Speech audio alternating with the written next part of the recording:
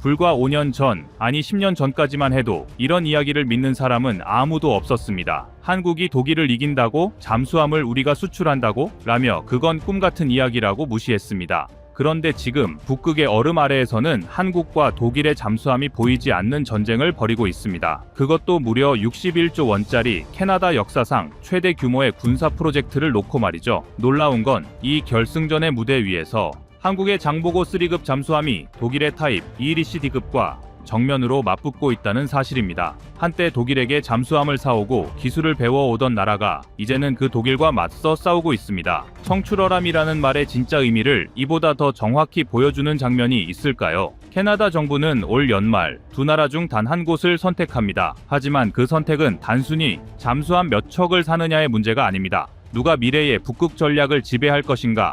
누가 나토의 중심에 설 것인가? 그리고 누가 진짜 기술 자립국인가를 가르는 냉혹한 생존의 싸움입니다. 캐나다는 현재 노후한 빅토리아급 잠수함 4척을 교체하기 위해 12척의 신형 잠수함을 도입하려 합니다. 문제는 이 빅토리아급이 이미 평균 운용 수명 40년을 넘겼고 연간 1조 원에 달하는 유지비로 국방 예산을 갉아먹고 있다는 겁니다. 그래서 캐나다는 2030년대 중반까지 모든 함정을 교체하기로 결정했습니다. 예산은 610억 캐나다 달러, 한화로 약 61조 원입니다. 이 엄청난 규모의 사업에서 한국이 최종 후보 2곳 중 하나로 남아있다는 사실만으로도 이것 자체가 이미 세계 방산사에 남을 사건입니다. 불과 20년 전만 해도 캐나다는 한국 잠수함을 거들떠보지도 않았습니다. 한국은 배는 잘 만들어도 잠수함은 아직 아기 수준이지, 이게 그들의 시선이었습니다. 그런데 지금 캐나다군 수뇌부의 책상 위에는 분명히 이렇게 적혀 있습니다. KSS-3 배치2 한화오션, 이 문장 하나가 모든 걸 말해줍니다. 한국이 배만 잘 만드는 나라에서 바다 밑을 지배할 나라로 성장했다는 걸 말입니다.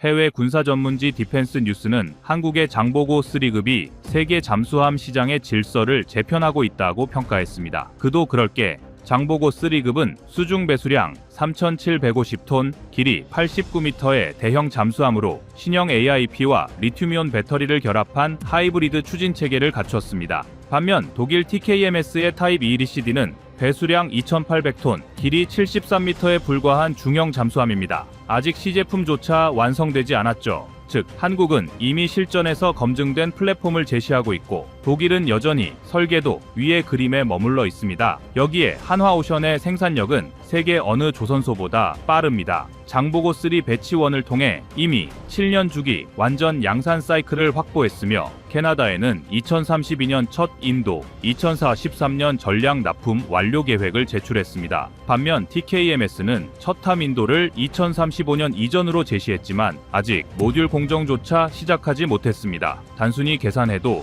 최소 3년 이상 한국이 앞서 있습니다. 그리고 이 사업의 진짜 승부처, 바로 경제성입니다. CBC가 보도한 캐나다 국방조달청 관계자 발언에 따르면 이번 사업의 핵심은 기술이 아니라 경제적 효율입니다. 한화오션은 독일보다 최대 15% 저렴한 단가, 여기에 유지보수비 절감 효과 약 10억 캐나다 달러로 한화 1조 원을 제시했습니다. 게다가 캐나다 현지에 생산 라인과 정비창을 세워 직접 고용 4,000명, 간접 고용 1만 명 이상을 창출하겠다고 약속했습니다. 이건 캐나다 정치권 입장에서 단순한 계약이 아니라 표심을 흔드는 국가 사업입니다. 하지만 독일도 만만치 않습니다. TKMS는 노르웨이와의 공동입찰 체제를 앞세워 유럽과 북극 동맹 이미지를 부각시키고 있습니다. 또한 나토 결속을 내세우며 캐나다를 정치적으로 압박하고 있는데요. 그러나 그들의 잠수함은 아직 세상에 존재하지 않는다는 게 치명적인 약점입니다. 이리시D 초도함은 2027년 진수 예정이기 때문에 실제 성능은 검증되지 않았습니다.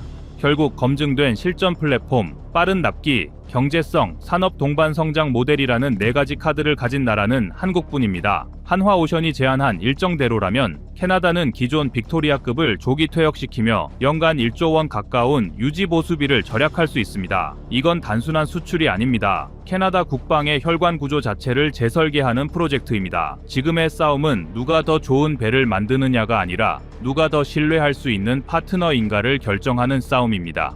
한국은 폴란드, 노르웨이, 인도네시아에서 신뢰를 쌓았고 이제는 북극의 문턱에서 캐나다를 향해 마지막 승부수를 던지고 있습니다. 그렇다면 캐나다가 과연 한국을 선택할 가능성은 얼마나 될까요? 지금부터 그 해답을 찾아가 보겠습니다. 캐나다가 경제성을 우선순위로 돌린 이유는 명확합니다. 영국에서 들여온 빅토리아급 내척의 평균 가동률이 40% 미만입니다.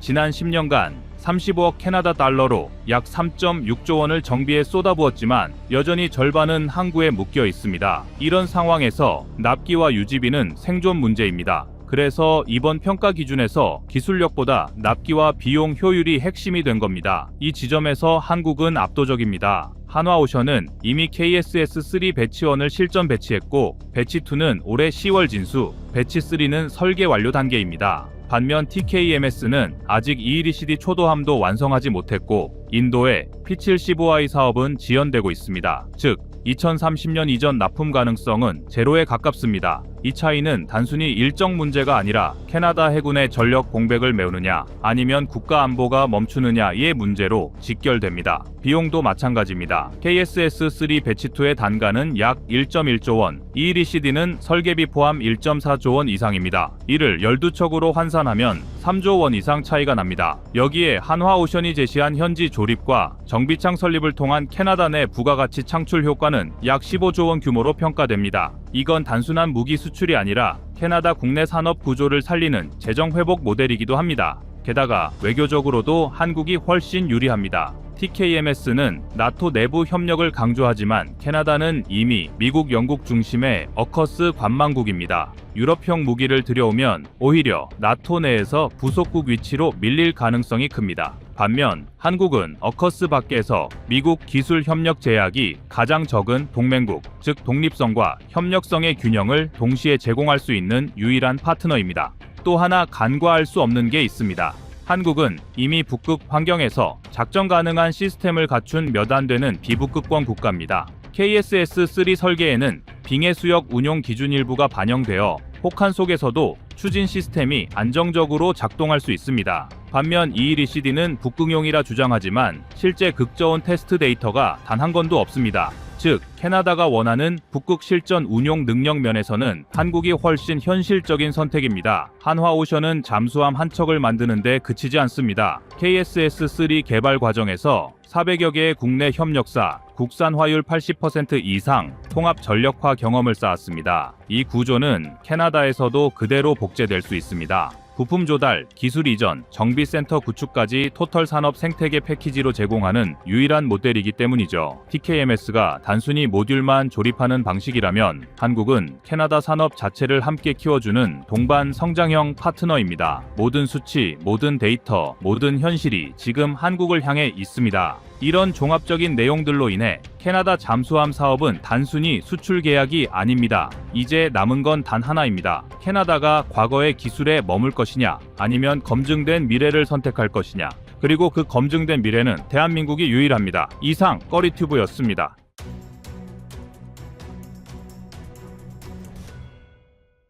다음은 25년 3월 17일 캐나다 K9 영상입니다.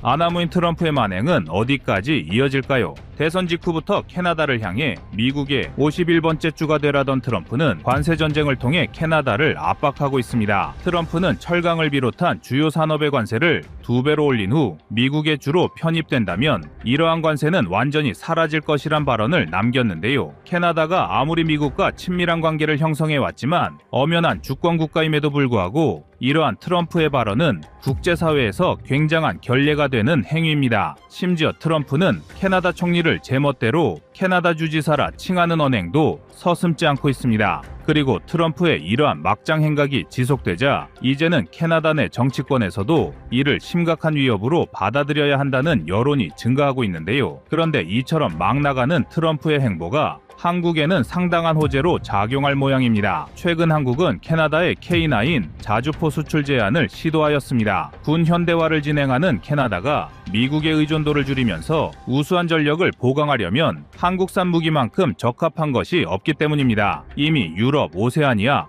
아프리카 등 세계 각지로 수출되어 맹활약하고 있는 K9이 북미 시장까지 장악한다면 그야말로 전 세계 자주포 시장은 한국 손안에 들어오는 격입니다. 게다가 한국은 캐나다의 차기 잠수함 사업을 노리고 있기 때문에 양국의 방산 협력이 증대된다는 것은 앞으로도 캐나다의 여러 군 현대화 사업에 한국이 참여하게 될 확률이 올라간다는 것을 의미하는데요. 반대로 미국은 유럽에 이어 캐나다까지 미국산 무기의 의존도를 낮추려 함에 따라 트럼프의 미국 우선주의가 역으로 미국의 발목을 잡는 모양새입니다. 최근 유럽은 독일 등의 나라가 F-35 계약을 취소할 수 있다는 전망이 등장할 정도로 미국의 영향력을 벗어나려 하고 있습니다. 미국을 중심으로 여러 동맹이 뭉쳐야 중국과 러시아 등의 패권 확장을 효과적으로 견제할 수 있을 텐데 오히려 트럼프가 미국의 동맹을 흔드는 꼴이 되어버린 것입니다. 그래서 준비했습니다. 오늘은 트럼프 덕분에 탄력받은 K9의 캐나다 진출 가능성에 대해 알려드리겠습니다.